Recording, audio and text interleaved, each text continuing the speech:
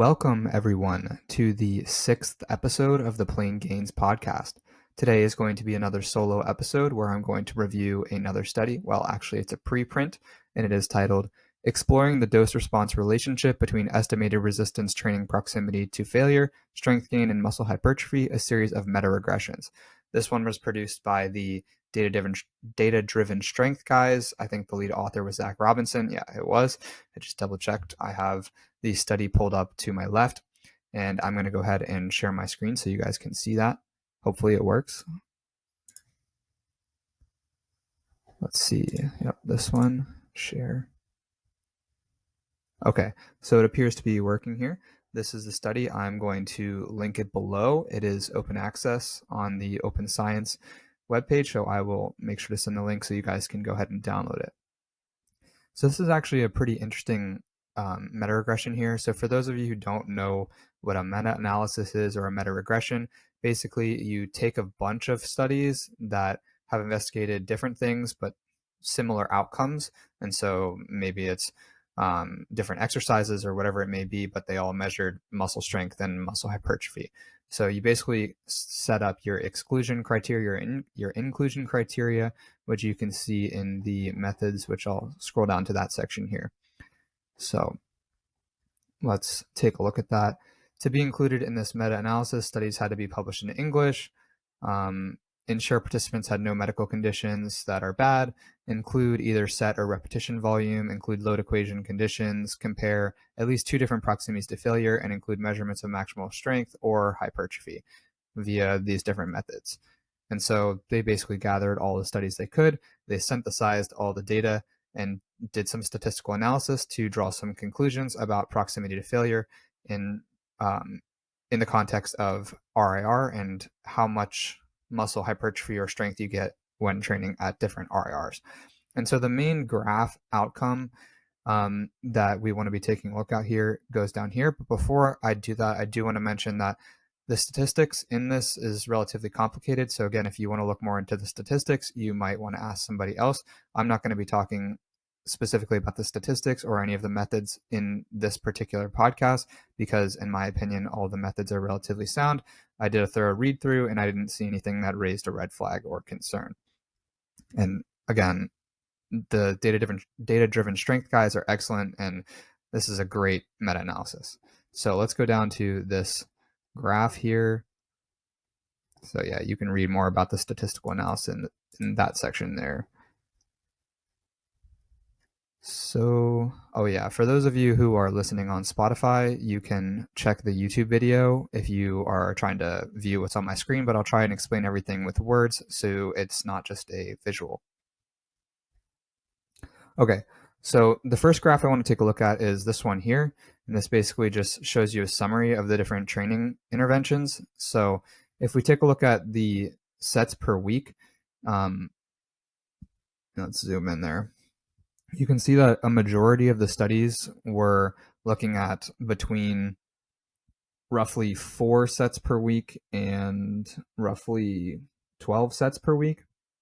That was the majority there for hypertrophy and similar for strength, but I'm going to be focusing more on the hypertrophy side for this podcast. And so that's definitely something to consider. This study and the conclusions that we can draw from it need to be applied to people who are performing between 4 to 12 sets per week for a particular muscle group. Additionally, the load, a majority of the load was around the 75% range, with some up to 85% and some as low as 30%. So it's interesting. But the main thing of interest is that a vast majority, pretty much all of the studies, not all of them obviously, but like almost all of them were done with frequency of 2 sessions per week per muscle group, which I think that's pretty standard, but it's definitely something to consider because we can't necessarily extrapolate this information to people that are training with 1 times per week volume and people that are training with 3 times per week volume. Even if the volume is equated, we still have to look at it in the context of 2 times per week with loads that are somewhere around here and with sets that are somewhere between the 4 to 12 range. So that's definitely something to consider there. That, remember, I'll repeat myself in a summary. For the conclusions that we draw, this is best applied to people who are performing between 4 to 12 sets per week in some load that is around this range here at a frequency of two sessions per muscle group per week. So let's zoom back out here. So then they're going to go on and talk about all the strength outcomes. It's great. You can read it if you want. I think the strength outcomes are not surprising. Just makes sense.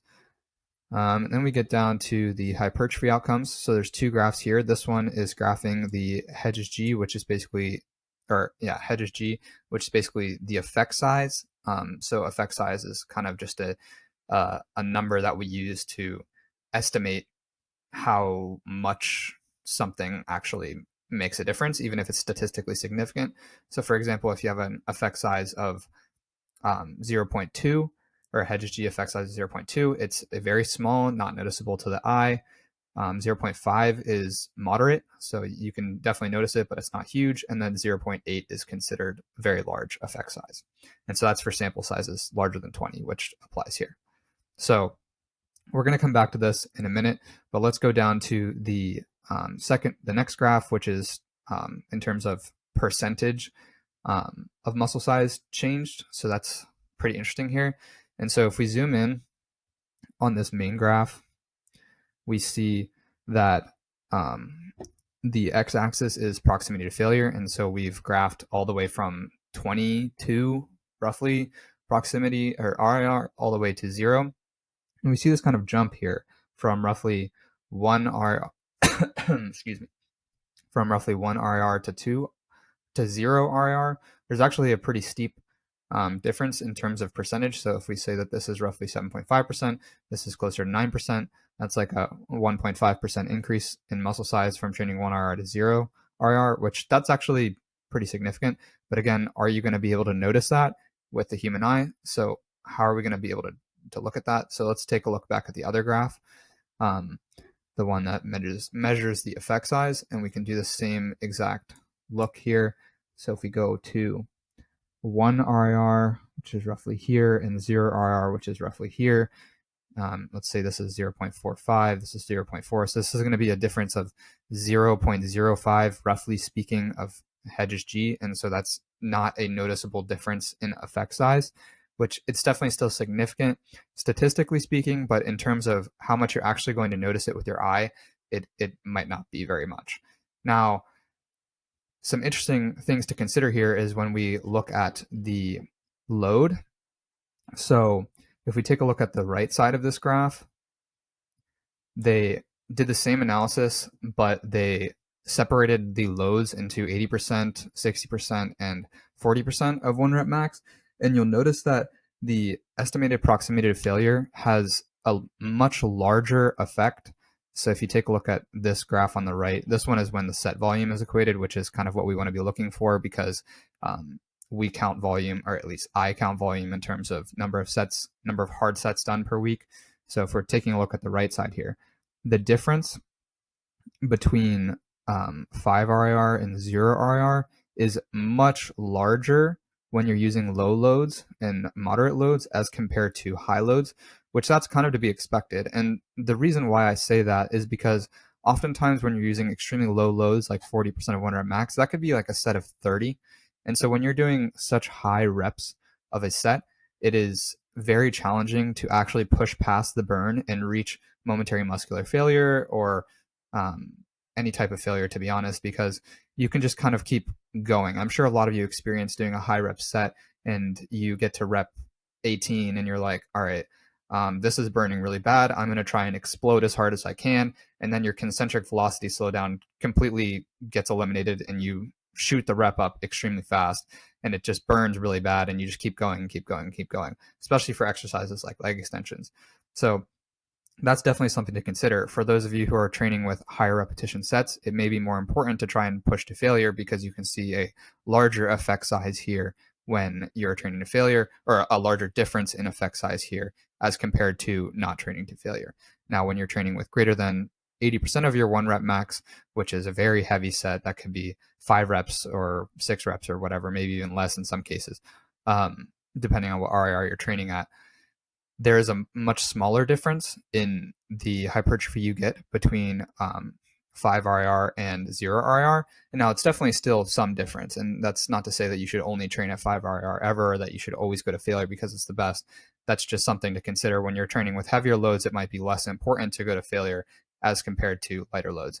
And maybe that's because with the heavier loads, you are immediately recruiting the large motor units, and we know that the large motor units are the most susceptible to hypertrophy. And so when you're using a super high load, you might just be turning all of them on at once and causing hypertrophy straight from the beginning. Whereas a high rep load, it kind of takes a long time, and you have to get really close to failure in order to recruit those large motor units. Now, this is just hypothesizing. I don't exactly know why, but that's definitely one possibility. Additionally, the other possibility, which I mentioned, was that higher repetitions just cause more burn, and it's actually harder to go to real failure on as compared to a lower repetition set. So again, I just want to repeat that this is in the context of individuals that are training with 2 times per week frequency and with roughly 4 to 12 sets per week in the given muscle group.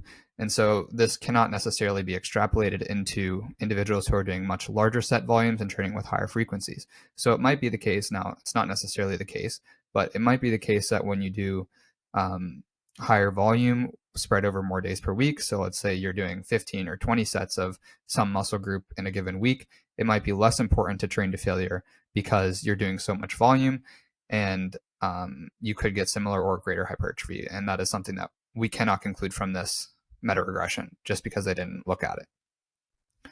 Okay, so I think that pretty much summarizes what's going on here. So there definitely is a significant increase in hypertrophy in compared from like 2 to 0 RIR. So it is definitely important to train to failure, but it's not the largest effect size ever. It's the difference between, so if we go back to the effect size one, the difference between 0 RIR and 2 RIR is less than 0.2 in effect size. So it's going to be a small difference in effect sizes. It might not be exactly noticeable.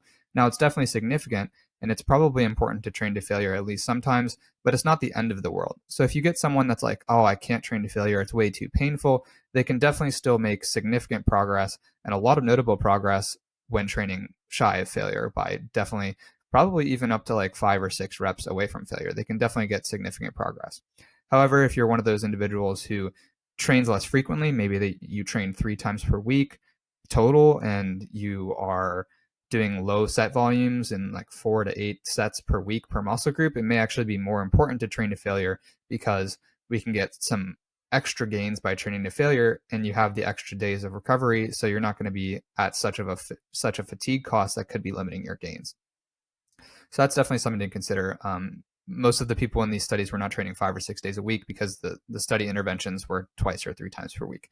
So if you're training a bunch of different muscles all at once, training to failure might incur more fatigue, which could change the outcomes of this study. But if you're one of those individuals who's training less frequently, it's definitely more important or more reasonable to train to failure all the time based on this data, as you could be irking out a little bit more gains, and that's definitely what we are looking for here.